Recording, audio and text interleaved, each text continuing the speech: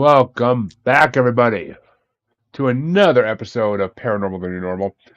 I'm your host, Jeremy, as always, trying to make the world seem a little more normal. Does it ever happen? Oh, God, no. Who are we fucking kidding at this point after 200 episodes?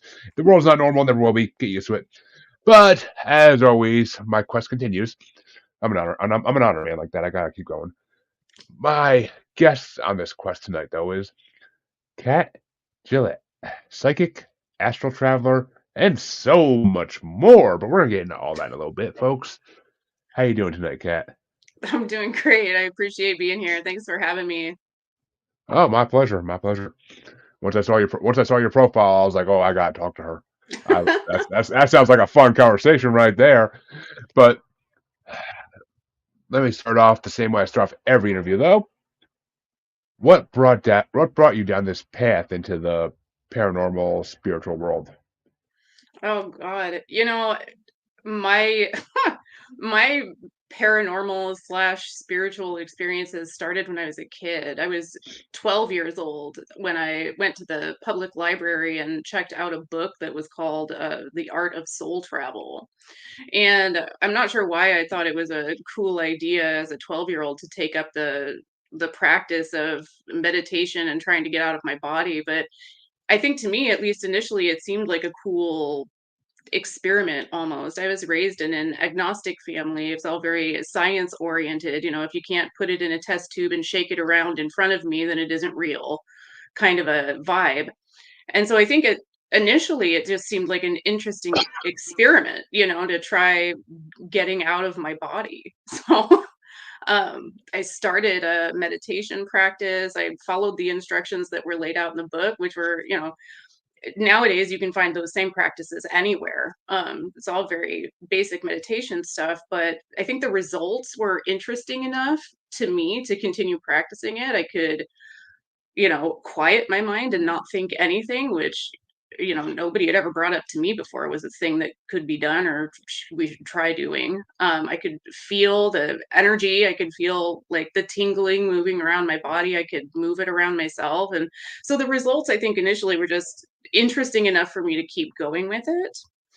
And then, I don't know, maybe 3 months into it or so, I got my first like knowing, like, and I think nowadays they call it getting a download, but if I'm willing to date myself here, like we weren't actually downloading anything in those days, like that wasn't a thing yet. So I always just called it getting the knowing, but it's when you get like a complete block of information just like enters into your brain without any kind of linear words or thought processes attached to it.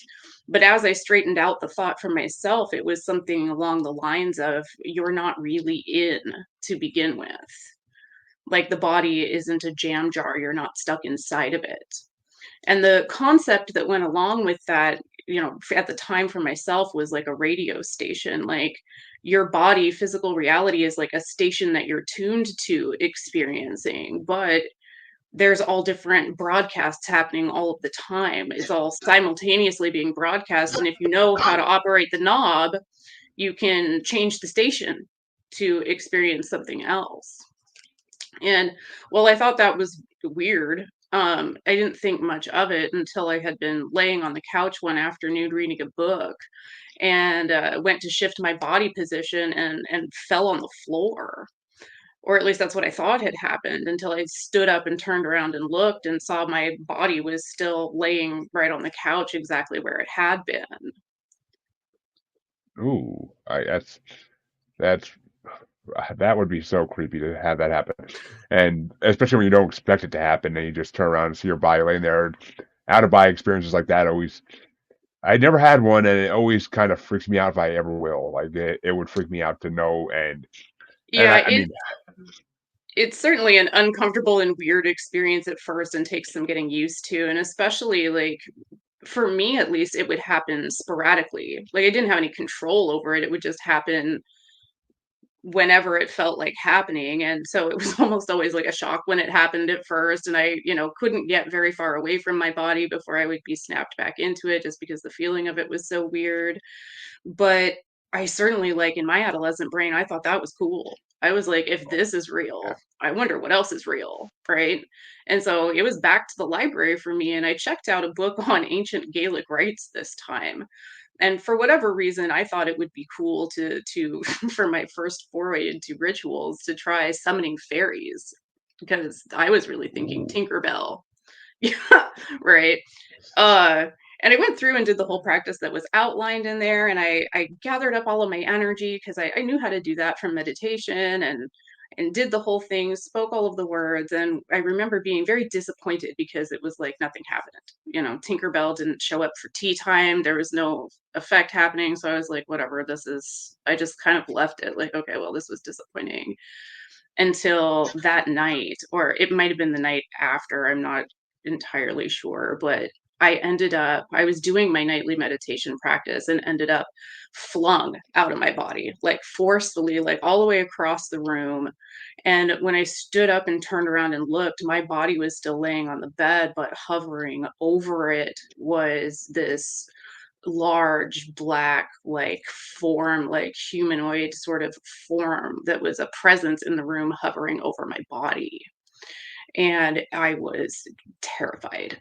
Like I I I can feel imagine. like I tried to flee, but I was in an astral state, so it was like moving through molasses, like the panic wasn't helping the situation, so I would end up back in my body, only to end up flung right back out of my body, only to try and flee and end up back in it. And this would happen 5, 6 times a night for weeks, for months on end. Well, And bef- before I ask the question I'm sure everybody wants me to ask, before I forget, I do gotta say you are a bit of a unique case for this show. It's not often we get people who weren't brought up in religious households. So yeah, that's usually like and a prerequisite for this world is that being brought up in a strict religious household. there's a lot of that, and part of the reason I like to share my story and spread knowledge about this is because a lot of people's stories and journeys are about coming out of a strict religious upbringing, and for me, coming out of a different kind of scenario, I had a couple of things going for me. The first was that I didn't immediately interpret things as demons or as evil or as angels. Like I was a little bit more open-minded about what it was I was dealing with. Um, so I didn't necessarily jump to something is evil and trying to steal my soul or trying to steal my body. It just wasn't the natural conclusion from my point of view. Um, and also I kind of had the experience of sort of escaping from the opposite, the scientific dogma, right? Because Exactly. for me, the fear was always there's something wrong with me. There's something wrong with my brain. I'm schizophrenic, or I was always afraid that I was some kind of crazy, and that there was something damaged or wrong with me. So both sides, both the religious aspect and the strictly skeptical scientific aspect, have some shortcomings coming trying to find the middle ground in a more spiritual way or a more balanced way of interpreting when these things happen.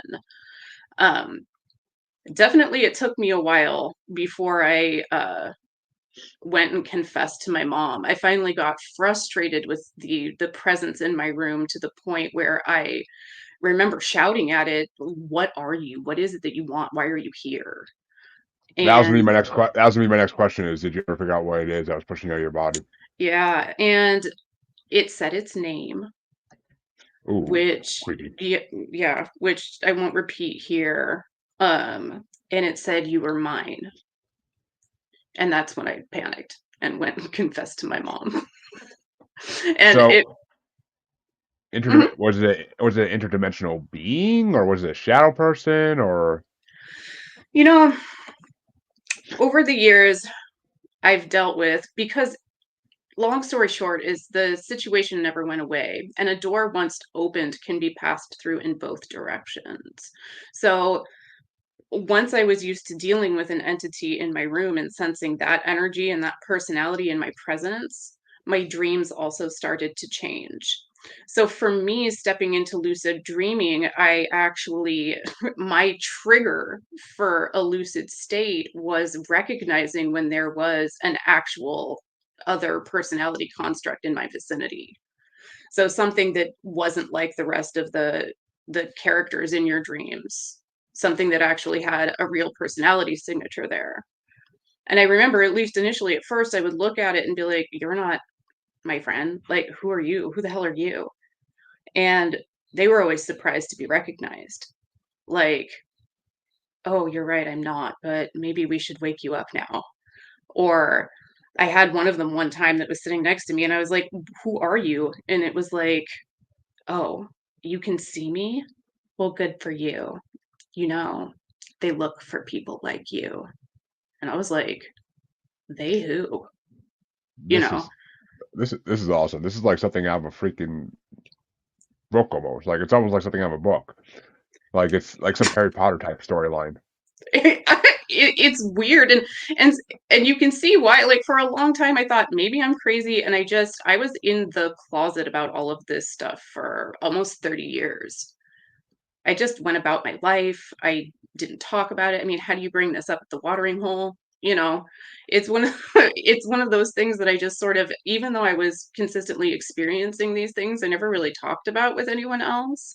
I had tried various spiritual, circles, just, but because of the way I interpret the situation, I was always the nail that stuck up that got hammered down. Um, People were always very quick to diagnose me in one way or another and offer some kind of solution rather than actually listening to what I was saying. So I would get a lot of things like, "Oh, you have a spirit attached to you," but I knew that even if that was the case, that there was something else going on, because the original shadow being wasn't the only one. Like, once there was that there, it was like other shadow beings were attracted to the situation, and I would end up tangling with a whole bunch of different ones, some of them more nasty than others. And for a I long mean, time, that go ahead. I was gonna say I mean, it makes sense. There's not one of anything in this universe. I'm not even gonna say this world, this universe. There's not one of anything. So Mhm. 100% makes sense. And but please continue this amazing dialogue story. I'm dying to hear it. I really am. Well, kind of simultaneously as that situation was escalating, and over the years, I got, uh, you go through the fear of it all, and then you get angry. You kind of go through of phases of acceptance, I guess. There's the fear and the helplessness, and then the anger and the fighting back, and you almost at some point get to a place of apathy where it's like none of that anymore. It's just like, what are we doing here? Like, how long are we going to do this? What do you want? You know, that kind of a thing. I got to the point where I could actually be calmer and have more like a discussion or a block to the fear energy with the shadow beings. And kind of simultaneously, while all that was going on, I was learning from the other. I mean, I always just called them the others because angels, guides, ascended masters, all of this type of stuff, it wasn't a part of my experience. Like, I had a different way of classifying them completely. Um, to me, they always felt like the ones who work here and the ones who don't, because you'll get the ones that have the very pleasant company lines, you know what I mean? All is well, everything's, that sort of a vibe is like if you went into Target and it's like, "Welcome to Target, how can I help you?"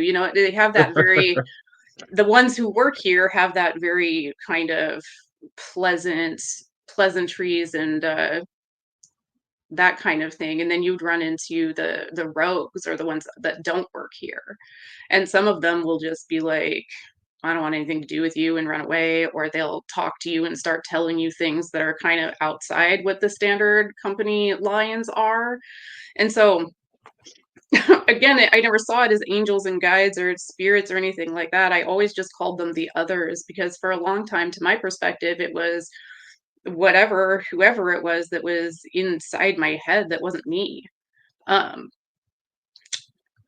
and I got to learn a lot from them about how to control my astral states, how to control my energy, how to move through the fear and out the other side of it to release that kind of a vibration. Um, how to step into different portals. Like they would tell me things like, any of the mirrors are step throughable, right? And so as it turned out, any of the like when I was meditating, I would get like images or flashes of places and things happening. And sometimes the energy would be stronger pulling towards me in one than the other. And I found that I could choose, I could step through that right into the experience. And so I was learning a lot about how to operate and work in this kind of a state of consciousness. Um, at the same time where I was kind of learning how to back off of the fear and how to deal with the shadow people. And I remember specifically one night I had been fed up with the shadow people, and there was one in the room, and it was, trying to scare me. And I was just like, look, how long are we going to do this? And I asked, were you ever human? Like, are you like me? Are you something like me, or are you something else completely? And I remember getting the overwhelming feeling of sadness, of pain and loneliness in that moment.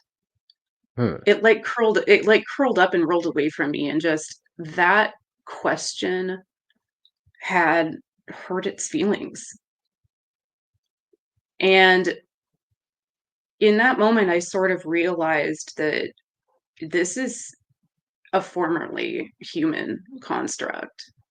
Yeah. Right, like, I've interacted with things that came from places that aren't physical reality, and their emotional set, it doesn't work that way, like, that feeling of despair, loneliness, sadness, there was a rejection, like, I had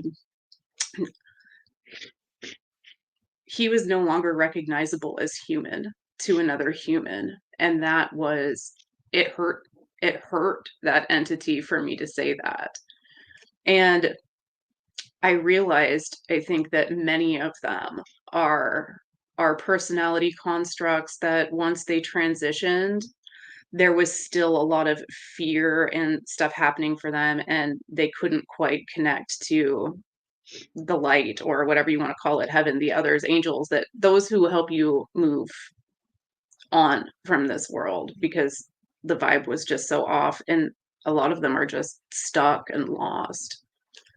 I spoke to another one. This was not even that long ago, and I asked from his perspective, like, "Is this hell?" And he said, "Yes, except you can leave for some reason." So, from his perspective of my astral projection, of my astral state into that realm, was that for whatever reason, I can come and go from hell. And Which makes sense. I mean, because I was actually gonna ask this at some point, but now is a good time as any. mm, How many dimensions do you know you travel to over the years? I don't necessarily put a number on it or count or make that distinction in the way some people do. It just doesn't match my experience data, if that makes sense. Because I It think, does, yeah. yeah, a lot of it is so it's not like you move into another dimension and it has a sign that says, "Welcome to this dimension." It's, From the I, one from the one other person I talked to who was a lucid dreamer slash astral projectionist, mhm, he his name is Vincent Field. He wrote a book about it called Astral Projection and Lucid Dreaming. mhm, Very easy to find title. But he he was able to count basically because each dimension had different types of creatures. He said that's how he was able to tell. mhm. Yeah, So I and it mean, it has a I don't different know. kind of, how do I say, like, an experience texture. I'm still trying to figure out how to put words on the it's like, you do have certain differences in the way experience happens in different levels of reality. Like there's some that, sort of mimic this experience in that you're like once you first get out of your body, you're in a vibrational state experiencing the physical realm still. So you're still within the physical sphere, but you're in a vibrational state, which is where a lot of travelers take place. They hop around in the physical world in a astral state. And then there's like a way, how do I say this, of dissemination, right? The more disseminated you become as a consciousness, the different kind of spheres and textures of reality you can move into. But you sort of have to match anytime you're moving into a different uh dimension, I guess, you sort of have to match that dimension's physics, if Makes that sense. makes sense. So we have our set of physical physics, that the laws that sort of rule over how things work here, but they're not all the same in all different dimensions. So you sort of have to be able to match what's happening in other dimensions in order to move into that dimension. And there are definitely ones that I've encountered where the rules there are so different that my human perspective isn't making much sense out of them. Yeah. Right? I'm having for me, in order to bring experience, like energetic experience, back into something understandable, I have to translate it into some sort of visual or some sort of sensation, because my human construct doesn't have any other way of understanding the information. But I've definitely been in spheres of experience where it's so um not like human experience that I'm having trouble making sense out of what I'm witnessing or what I'm perceiving. It's almost like there's places where emotions are experienced more like colors or like visuals, something more like what people talk about with aura. There's Yeah. so and you can tell when you're somewhere where you don't mesh or you don't quite belong, because you'll it's almost just very confusing and difficult to understand what's going on there. And if you come across a personality operating from there, the communication becomes weirder and different. Sometimes you get images, sometimes it's just an emotional impressions that you get.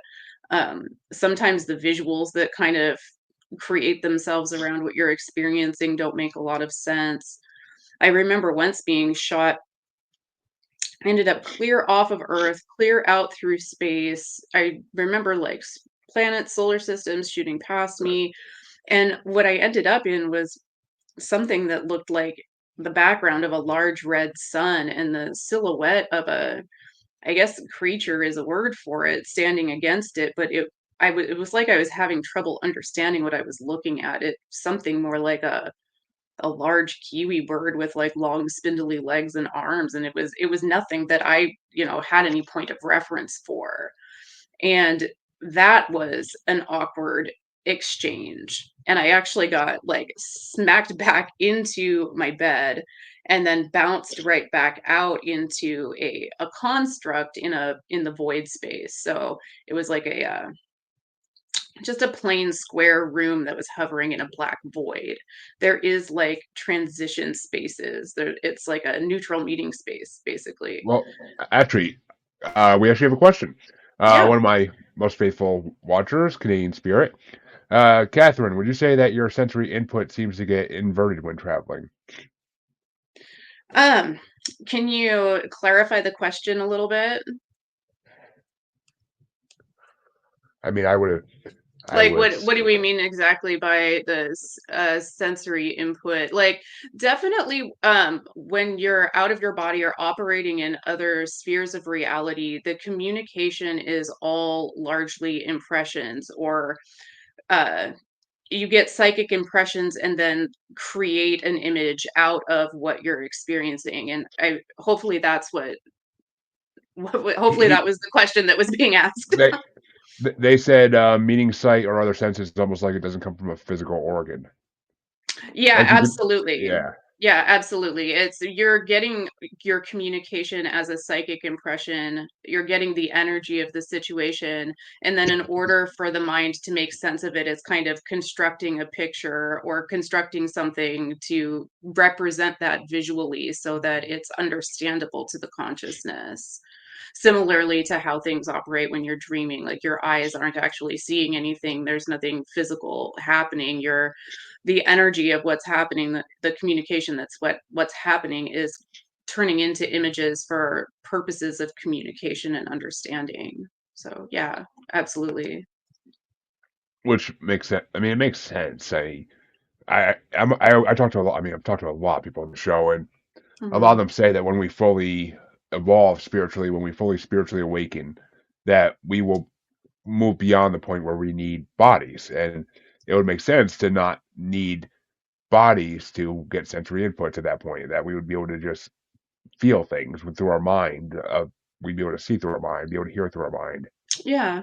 And honestly, we do that all of the time anyway. Like all of our senses, our physical senses, our organs are receiving stimulus and translating them into pictures that we can understand and operate in. So it's that's sort of already the way the system works. It's just doing it with a kind of stimulus that's a psychic stimulus or an energy stimulus rather than the physical stimulus of like light hitting objects and creating images out of that.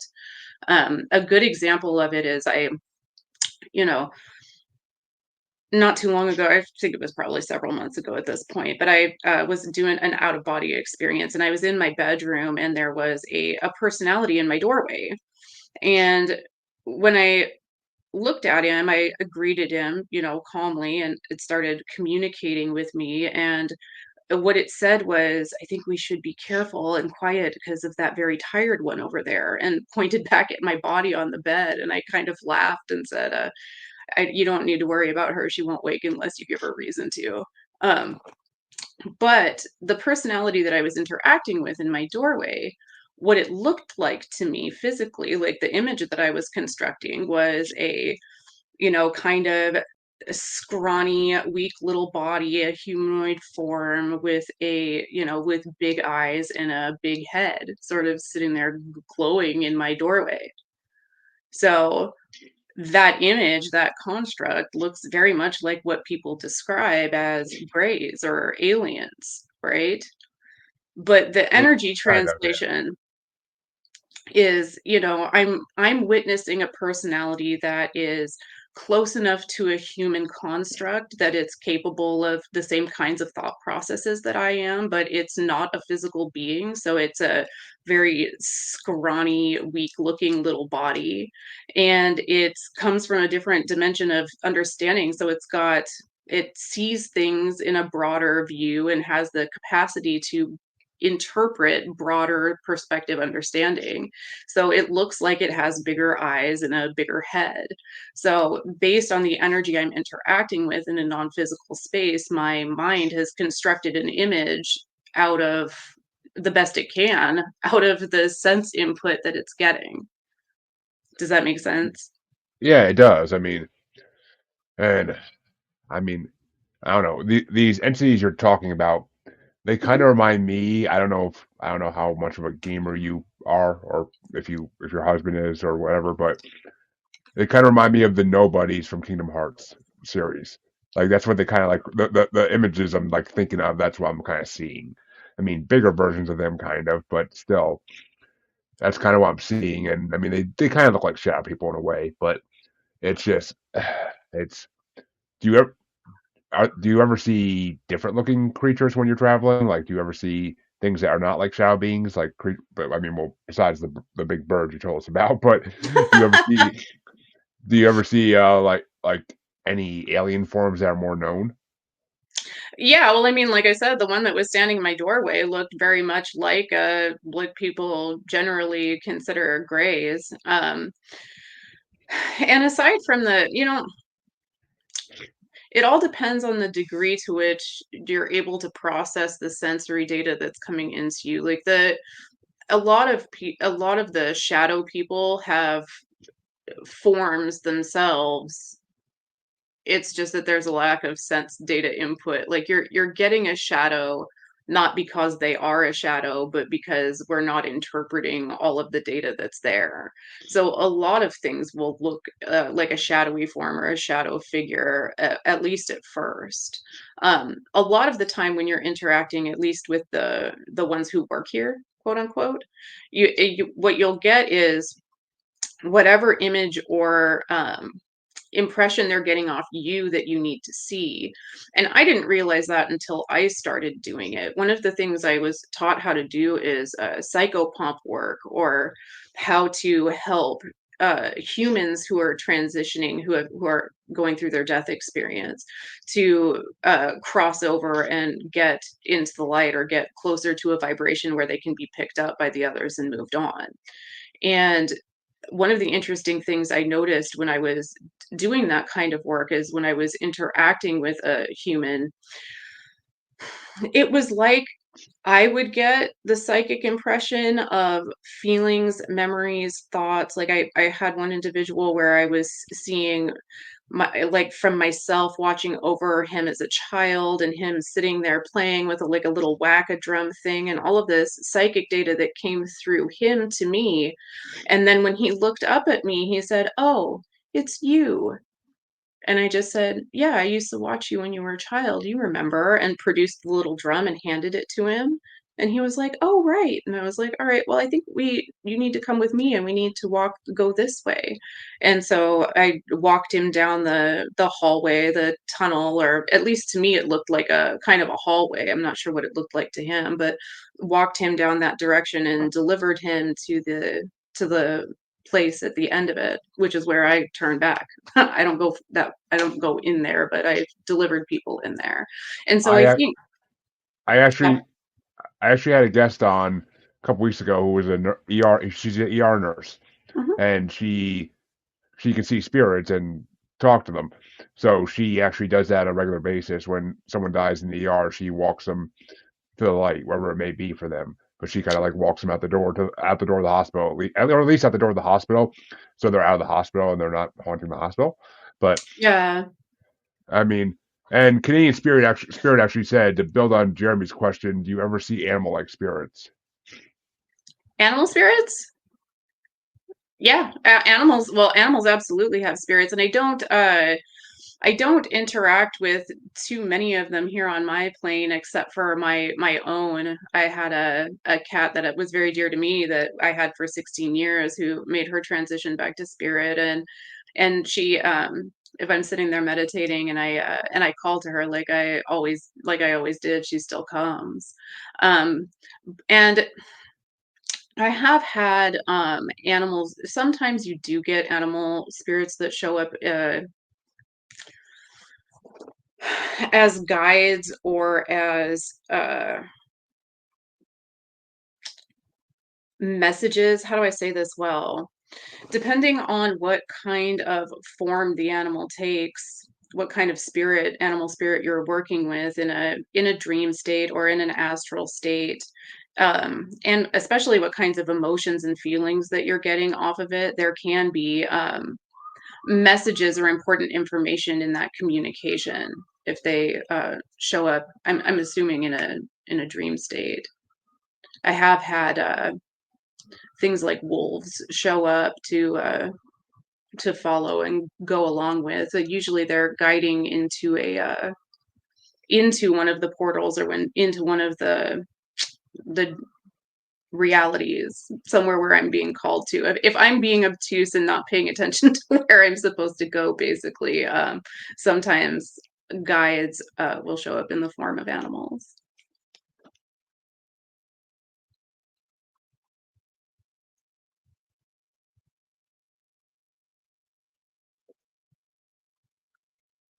But we seem to have lost our host momentarily. Hopefully, everybody is enjoying the conversation. I know I certainly spent many years like experiencing all of these things, but very confused about what any of it meant. So it was like collecting a bunch of experiences and trying to sort through how to make sense out of out of any of it without any kind of spiritual background. I apologize for that. Fatherhood sometimes gets in the way of podcasting, but You're all right. I just started chatting without you, so I heard it all. It was actually very enlightening. So, okay. but the question I've actually been wanting to ask you for a while now. Mhm. Do you see other travelers when you're out there? Do you see other people like you who are exploring? Um, here's the here's the thing is that we're all travelers. It's just some people are more aware of it than other people are. Um, your dream states are all a form of traveling. And I remember being very upset the first time I was interacting with other humans in their dream states. The first time I realized that, oh, this is another physically focused human who's dreaming.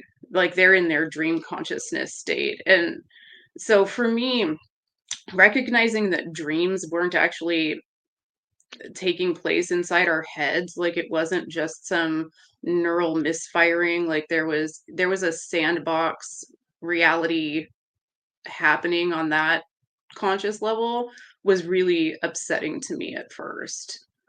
um but the bottom line is that all people are astral travelers. They're spirit first, they're a personality construct first that is experiencing through physical reality. Like physical reality is a technique of experience, but it's not the only experience we have. And so, have I come across other humans out that, like, yeah, definitely I have. It's just that most of them are not aware that that's what they're doing. In I mean, fact, the one time I tried to tell a guy that that's what he was doing, he kind of freaked out on me. The others thought that was funny. That was me learning my lessons, right? Like a lot of people are not really ready for that knowledge. And so when I was working with a guy in his dream, and and he started to panic and freak out, and I was like, no, no, no, listen, this is a dream. Like we run these scenarios, this is the way the energy is moving for you, these events unfolding. And so the reason that we work through these scenarios ahead of time is so that you can make a different choice, but you don't need to panic right now. This is just a dream state. And he flipped out completely on me. And I sort of, I guess, I mean, because it started so young for me and I was so used to it, I didn't realize how upsetting that would be for other people just to suddenly, I forgot myself. I forgot how frightening and weird it is when somebody just starts talking to you in your dreams and treating it like it's real. Like, so he panicked and freaked out, and my coaches, my guides thought that was pretty funny. Like, there's a I'm reason sure. we don't come out and tell all people. There's a reason why, because a lot of people, it's not for them to know that it's their ego consciousness doesn't handle it well at first. Kind of hazing the new guy in a way. Yeah, I will. Try not to be upsetting, but when you're new to learning anything, you make mistakes, and I could write a book full of my Oh, it mistakes. happens. It happens. So I scared that poor fellow. Now, do you do you ever do you ever actually like kind of do well? I hate to ask it this way, but do you ever kind of time travel when you're traveling? Yeah, absolutely. Time is, let's see, there is a progression of events. Like there is an expansion or a more that happens, but we experience time in a linear format. That's a product of physical reality, and it's necessary here in physical reality. In fact, when people start experiencing time outside of the linear format, I mean, we call that a disease, we call that Alzheimer's. When you can't keep track of where you are in time anymore, it's very disruptive and unhelpful for physical reality, right? But again, if you know where your tuner is, like, just because there is an expansion of everything that's happening, we don't necessarily have to experience it in a linear format from an astral state. And oftentimes when I'm pulled into a different time or a different experience of time, it's usually because the spirit or personality that I'm interacting with is wanting to show me something about their experience or what happened in their lifetime. So that's sort of I usually call it embodiment projection because it's a little different than just astral projection because it's almost like going into their experience as if I was them. And so you Yeah. can experience, different times, different people's lives. Usually what they're trying to show you is their death experience or some portion of their experience that's still problematic or upsetting to them. So, and then sometimes it's just like one time I was just sitting on the couch watching TV and suddenly I was uh sitting I was standing on a porch, like a wraparound porch, looking out my porch, and there was, a wind chime in the tall grass that was not really a lawn, it was dry and overgrown, but there was a dirt road out front, and there was a lady in a yellow dress walking her dog down the street. And as I was looking, just the feeling I got from what I was interacting with, I was like, all right, what do you need to tell me about this? Like, where is she? What did you do to her?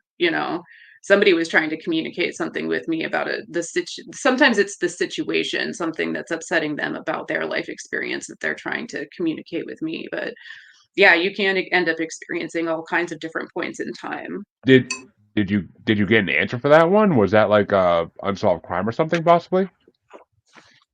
Probably. But sometimes it can be hard to sift through or get the data that you need out of it. I got Route 7 and the images of an old hotel that was a one of those old two-story hotels where the walkway is on the outside of it. So it was like a motel on the side of a Like Route 7. like in New Orleans, kind of. Yeah. That's Yeah. what. Or That's first person picture. Yeah. or Texas or Ohio or anywhere. So some part of some of the problem with getting enough specific data out of it in order to be able to do anything with it.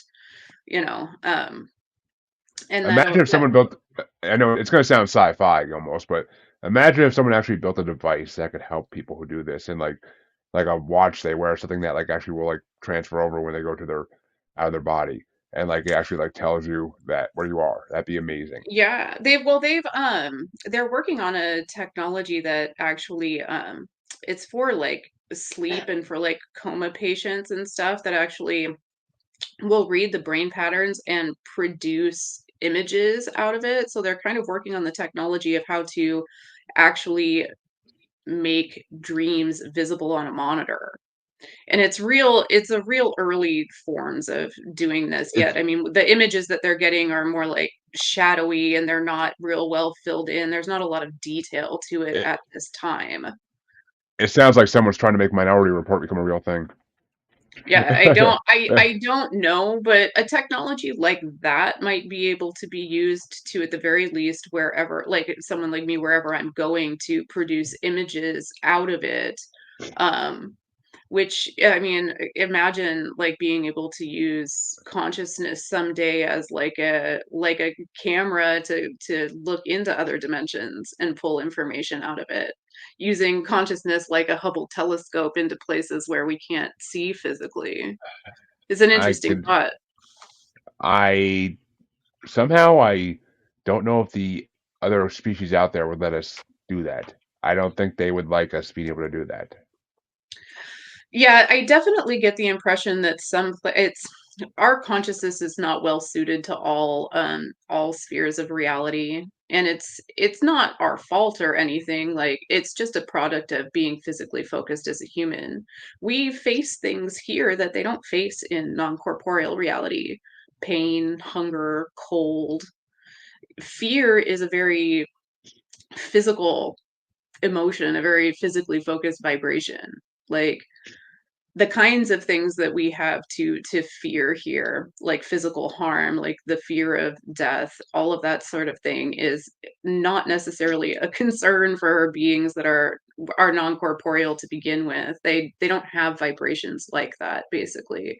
And so in my experience, when you're interacting with something that doesn't have its human street cred, like it's not a spirit, it's not an ascended master, it's not something that was ever manifested here, its origin is somewhere non-physical to begin with. Um, that energy of fear or anger, those kinds of responses, it's very uncomfortable to them. It's imagine somebody screaming in your face with this potent energy, like it's of rejection. Basically, it's not very compatible to all spheres of reality. So if you were going to do that, I would suggest using people who are more used to communicating in those spheres of reality. Yeah, it all goes back to the fact that they say we use less than 10% of our brains. So who knows in the future if we actually can unlock other parts of our brain and figure out how to use them, if we're able to do this type of traveling without actually fully understand what's going on, because we Yeah. unlocked abilities that we were supposed to have, whether we evolved to have them or whether they were given to us by extraterrestrials. That's all debatable, but we can spend all night here debating that fact. But it's Yeah. And there's a lot of theories out there. I love Ancient Aliens. I watch it all the time. Um, and definitely there's a lot, there's a lot of ideas out there, and I even have my own ideas. And I think that, anybody who tries to tell you that they know for sure what's going on with any of this is trying to sell you their book or oh god, yeah, their website. Or the fact of the matter is that we really just don't know. And I think that we're at a point, though, a precipice where more people are starting to look at it like there's more going on.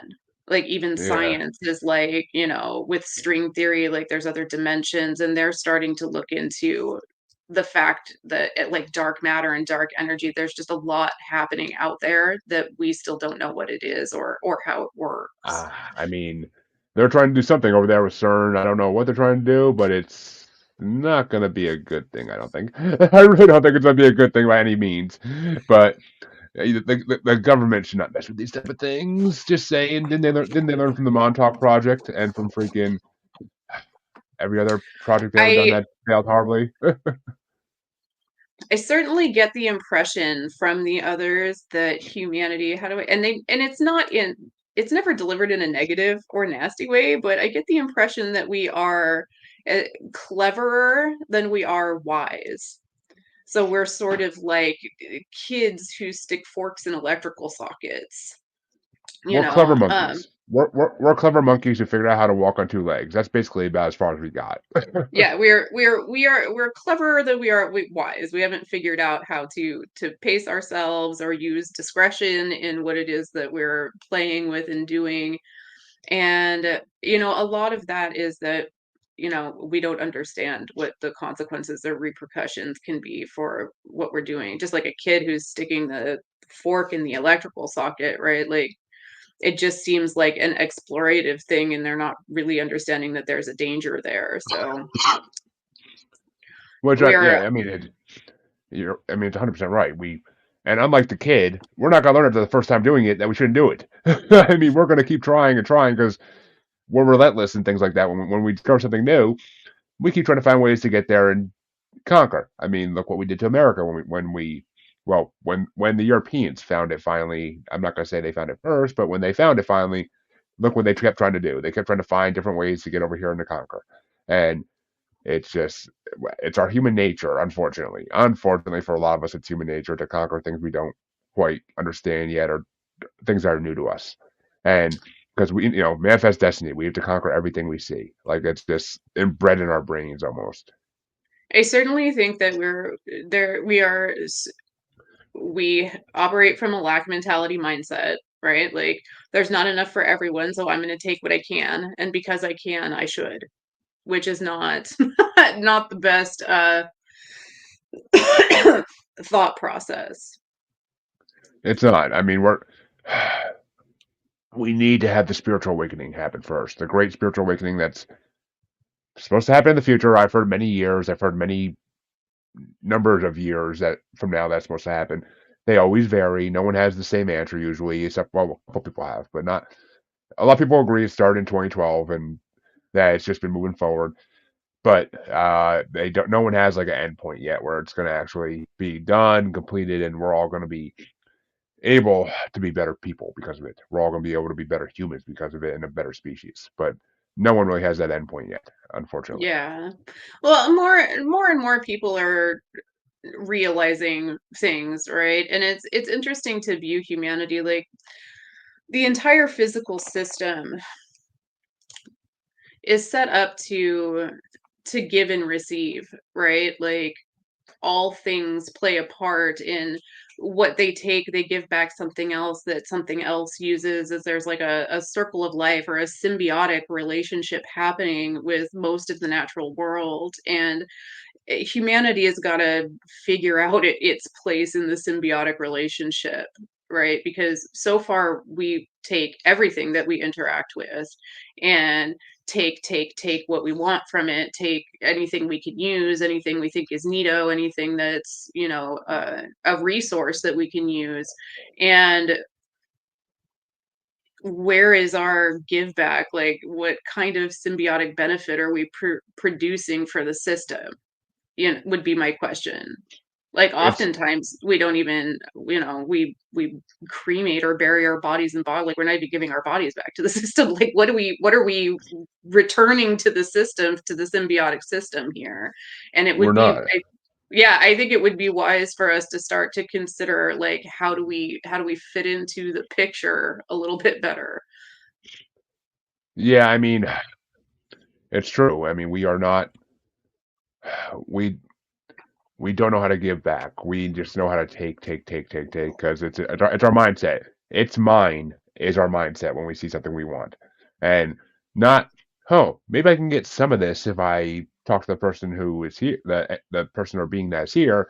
Maybe I can get some of this and take it back and study it. No, I'm just gonna take it. I'm just gonna take it all and screw that person. There's a reason that these beings you see. There's a reason these all the ultra terrestrials, all the extraterrestrials don't want to embrace us fully because they know how we are and they know our behavior patterns and they know that we should not be welcomed anywhere. We shouldn't be welcomed anywhere. We're not invited to the dinner table yet because of this, because we are still a backwards dirtball planet that is far from being to the level a lot of the other planets out there have been, because they've been around and active for a lot longer than we have. Yeah, but the impression that I get from it is those who are spiritually connected, who can, it is like, you know, when you have a child and they try to stick a fork in the electrical socket, you stop them and explain why that's bad. You know what I mean? Or why that would not be good. And maybe you put a cover in the electrical socket in It, the meantime until the it, child's old enough to understand that. So, if you're um, lucky, if you're lucky, one of my I actually kind of almost watched one of my parents' good friends' daughter do that when we were kids. Like, and like I was older and I wasn't in the room at the time exactly to see it, but I was there like the second after it happened, and I was like, why would you do that? Like that can't. I'm like, that's metal. Metal and electricity do not mix. Like that's not a good idea. Don't do that. Like it. I mean, yeah, yeah. it's like a lot of things when you're a kid. You don't touch the oven when it's hot. Like that's something that every kid. I learned that lesson when I was a kid after touching the oven while it's hot and realizing like don't do that. Mhm. Like you're gonna get burned. And And uh, some things that are really detrimental, they, step in and try to tell us no, or at least for the people who can hear or experience it. So I think the kind of, as to your point, like the awakening that people are going through is the proliferation of meditation, the proliferation of spiritual practices, the many people returning to a private practice, like a personal relationship, rather than having a dogma or religion tell them what to think. And so I think the more people who get these kinds of messages through and are connecting on their individual level, and we're all hearing kind of the same things, right? That's how an awakening for everyone happens. So like the work you're doing, sitting here talking about it live, talking about it with people, posting stuff, all of that helps kind of spread the information out there so that more and more people can connect and hear for themselves. We're a exactly, exactly. It's funny. I was just talking to a spirit medium on Monday, Mhm. What the fuck's his name? Joseph, something Joseph, Daniel Joseph. And he, I mean, he actually told me because he, I mean, he talks to spirits, he talks to he talks to extraterrestrials, he's talked to God 8 times, he says. Mhm. But whether you believe him or not, I don't know which way I really fall on that. But as everybody in the show listens to the show knows, I am very against organized religion, but I do believe there could be possibilities of things out there. But he actually said to me, he's like, you have lived 28 times. He's like, this is your 28th go around on this planet. And he says, he's like, he's like, this might be the last one though, because he's like, you're doing what you're supposed to be doing with this podcast. You're getting other people's messages out there to the world, and you're helping spread awareness. And I mean, I hope he's right. I mean, I hope I finally found my purpose on this earth. But I mean, 28 times, damn, I've been around for a long time apparently, and kind of makes me question who my past life for. I gotta get that done one day. I really do. But I Yeah. mean, it's just we all have to find our purpose on this planet. And I mean, I don't know if you believe in reincarnation because I know being brought up agnostic, you might not. I mean, but we're experiencing what you're experiencing now. Maybe you do a little bit. Well, actually, yeah. What do you believe about reincarnation? It's always a question I like to ask. I pretty much already guessed. Based on my experiences, reincarnation is an absolute yes. Like Okay. Well, people people come back many times in many different forms in order to experience things from as many different angles as they feel like they need to get where they're trying to go. So this physical reality has a lot of I know a lot of religions and a lot of thought processes and things out there say that we come here until we're good enough to move on and go back to something better, but this is a really this the physical reality experience provides a lot of growth and learning that a lot of other realms just don't. And so it's a really valuable experience every time you incarnate and come here, you experience something different and grow in ways that just aren't possible on other planes. So it's a very valuable experience that we get here for sure. it is, and I mean, I personally, I don't like the idea of we have to be good before we can move on. I believe there is somewhere to move on to. I think it's another dimension, Mhm, and I think it's where we came from initially. But I think, I mean, I hate the term heaven. I freaking hate it with a passion. But I don't, mhm. so I don't think it's that. I just think it's another place that is more of a home to our spirit. And I think in my personal opinion, it's not that we got to be good enough to get there. I think we all have goals. I think we have something we have to accomplish on this planet or on whatever planet we end up on in that life. And if we actually accomplish it, then great, we get to move on. If we don't, then well, one more ride in the merry-go-round won't kill us. Yeah. Or maybe we've built upon the experience, but now we're interested in something else, and want to come back and learn it from another aspect or check out some different way of living, a different culture, a different experience to have. There's a lot of different reasons I think why souls incarnate to increase their XP points, if you will. And it's all to the benefit and the growth of the spiritual experience. And we definitely Yeah, have a a breaking away from some of the more controlling spiritual thought processes that have been in the past to give people a little bit more freedom to explore themselves and a connection with home. I yeah, I mean that I will say that's the one thing that's been debated is whether or not it's a choice, whether or not reincarnation is a choice, or whether or not it's kind of forced upon us by something or someone. I mean, Mhm. that's been debated for a long time, and it's going to continue to be debated because no one really, none of us are going to have an answer. And if we do, it's because we moved on past this plane and we're not coming back, and we got to learn everything. We got to learn everything that's out there, and we're out. Not to mention learning things now, maybe, but couldn't tell you. I haven't been there, so I don't know. But Yeah, before and we, but I can't speak on it for sure either, except that I've I don't think anybody ever can get in the show can really speak on it. And if they say they can, I don't know if I believe them. right, that's what I said, is anybody who tells you they know for sure is trying to sell you their book. You know, it's Exactly, exactly. But well, before we wrap up for the night, please, tell my audience about your podcast, because I actually didn't realize you were a podcaster because I didn't see that in your profile. So, please go ahead and tell my audience about your podcast a little bit. Yeah, absolutely. I have a small YouTube channel called Vibrational U with it's like a U, like a university, because I think we're all here learning about our frequencies and our vibration and how to have a better human experience overall. And I do a podcast on there called Spirituality, with a TEA, and it's just real talk from longtime spiritual practitioners about their journeys and what they think is actually going on with reality based on their experiences. It's a safe place for people to talk outside of the dogma thought processes about what they really think is going on with things. So And where can they find these? Well, where can they find you if they want to reach out to you for any of the services you do offer? Because I know you do offer some. And then where can they find the podcast if they want to find it?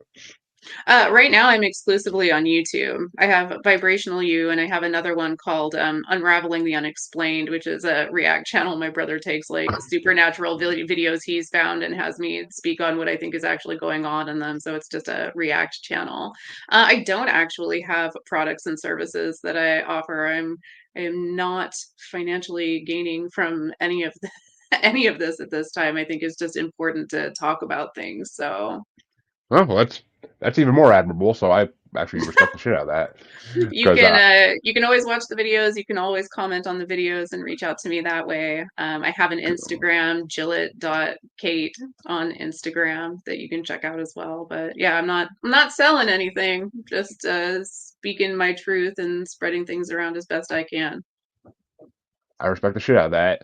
And I mean, as someone who's not really making much off this, a little bit here and there from being smart about how I do things. But other than that, yeah, I'm not selling anything. Though Paranormal the New Normal shirts and hats coming soon. No, I'm kidding. I don't have the time or I don't have the time or freaking patience to do all that shit. If anybody wants to inform me, be my guest. I'll take like 20% of the profits. Like, talk to me. Talk to me. We can work it out. We could work on some merchandising. We can work on merchandising if anybody actually likes my show enough to do that. 200 plus episodes. Come on, guys. You can merchandise shit out of this. I've said enough funny lines in this shit that you can make a couple shirts out of shit. But and if any of my listeners want to know where to find me, if you're new or if you haven't been around for a while, shame. What the fuck? But check the outro. It's all there, as always. And for all the watchers, it's on the bottom of the damn screen. Just read. But thank you all for watching. Thank you all for listening, as always. It's been my pleasure having you, Kat. It's freaking amazing conversation. I enjoyed the hell out of it. Learned a lot. So I like when I learn. When I learn, it's a good show. But Thank you. I appreciate it. because when I learn, it's not someone just trying to sell their book. Yeah. But have a good night, everybody, and I will see you tomorrow. Hopefully, if the guest shows up. But I'll see you tomorrow. Have a good night, everybody.